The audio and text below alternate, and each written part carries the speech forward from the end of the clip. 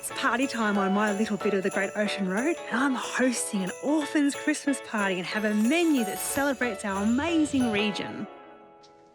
I'm so excited today. I've got all of my friends, the growers, coming today for our Orphans Christmas. I'm making a Ploughman's lunch with some pickled cherries, and we've got my friend Clinton from Pineapple Jam coming to help us make some cocktails. Before we can have happy hour, there's a few things to do. I'm making a corned beef in my Russell Hobbs Good to Go digital multi-cooker. I love it because you just pop the beef in some water, throw in some celery, onion, bay leaves and some Mazzetti balsamic vinegar and set it to cook on low for 6 hours. That's it. Then the only time you have to even think about it is when those delicious aromas start filling the kitchen. A really great way to make your Ploughman's platter extra special is to make your own flatbread. I want to show you a great trick on how to make some delicious flatbread using Chrissy's vintage cheddar and caramelised onion dip. So super simple. It's got 3 ingredients and it's going to make your guests go wow. I'm going to start off with some self-raising flour. And the self-raising flour will give your flatbread that little bit of lift and puff. And then I've got dip. I'll pop that in. Yum. And then I've got 1 cup of natural yogurt. I'm going to mix it in now. Just mix it gently in. Combine, combine, combine. There we go. It's coming together nicely. It smells great, really caramelising, oniony. It makes a really delicious flatbread. Knead it just a little bit to make it smooth, but not too much, otherwise you'll overwork the gluten. And that'll be a tough flatbread. You don't want a tough flatbread. Cut the dough up into 6 portions and roll them out flat. Get some oil onto this pan and then we'll get on to cooking our flatbreads. Cook them on both sides until brown. Now, no Ploughman's platter is complete without a pickle and a really good cheddar cheese like Organic Milk Co. So today I've got some great cherries here from Cherry Hill Farm. I'm going to make a pickled cherry to go with our Ploughman's platter and we're going to have a great time sharing it with everybody. Lovely, look at those lovely cherries. They're so nice and plump and delicious. So to get started, I need to get my little paring knife and make a cross on the base of each cherry and just simply pop it in the jar. These pickled cherries will go great with duck, lamb, pork and beef, and the fragrant spices make it a perfect Christmas prezi. Speaking of which, I better put some in. Intermittently, I get some cinnamon quills, just break them up, pop them in, really simple. Got some coriander seeds here. No measuring, just a little pinch here and a pinch there. It's really great. Freestyle. Just get in there. I love everything about these Cherry Hill cherries. They're locally grown, they're delicious, and a cup of these plump beauties carry as much potassium as a banana. How good is that? Even the smile on the box makes me feel happy.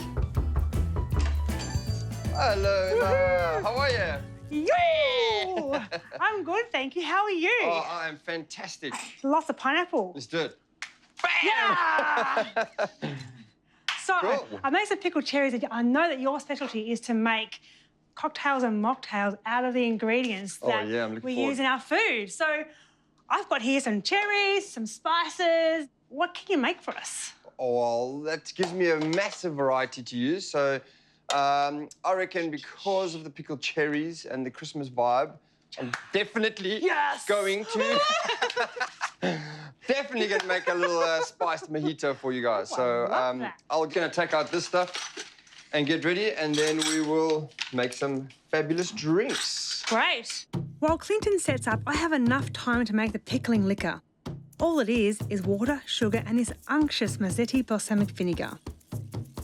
Pop it on the stove till it boils and let it simmer for about 5 minutes.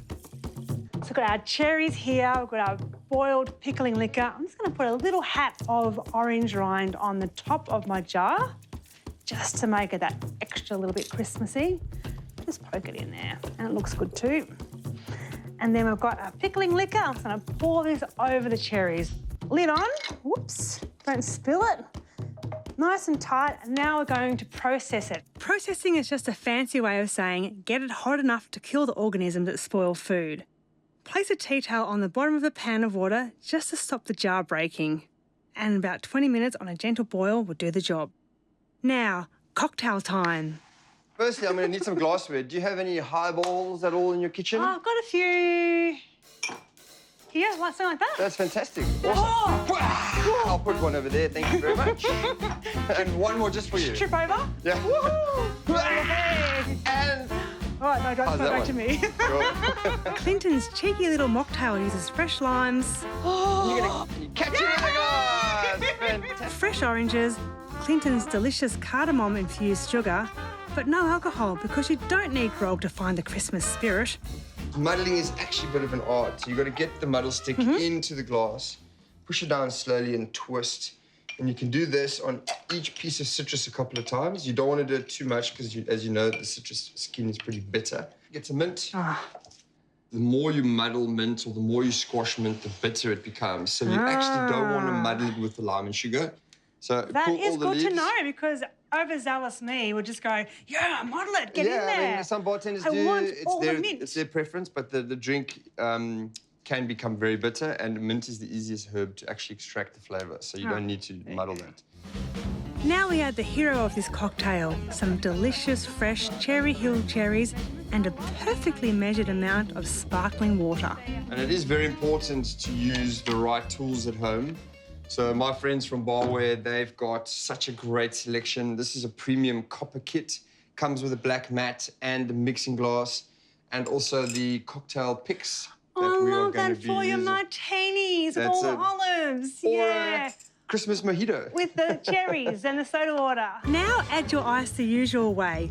Or, if you're feeling adventurous... This is a very basic ice trick that I developed through my competitive days. Woo! Bam! I'll put the spoon in to the right-hand side of the glass and bring it back to the left side.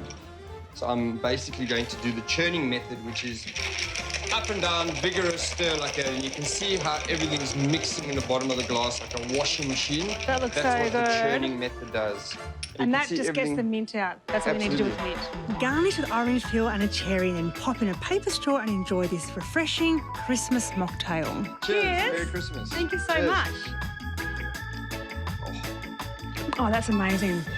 Delicious, eh? I could just drink these all day.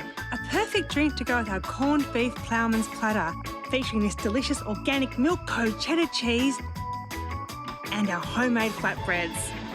You'll love it.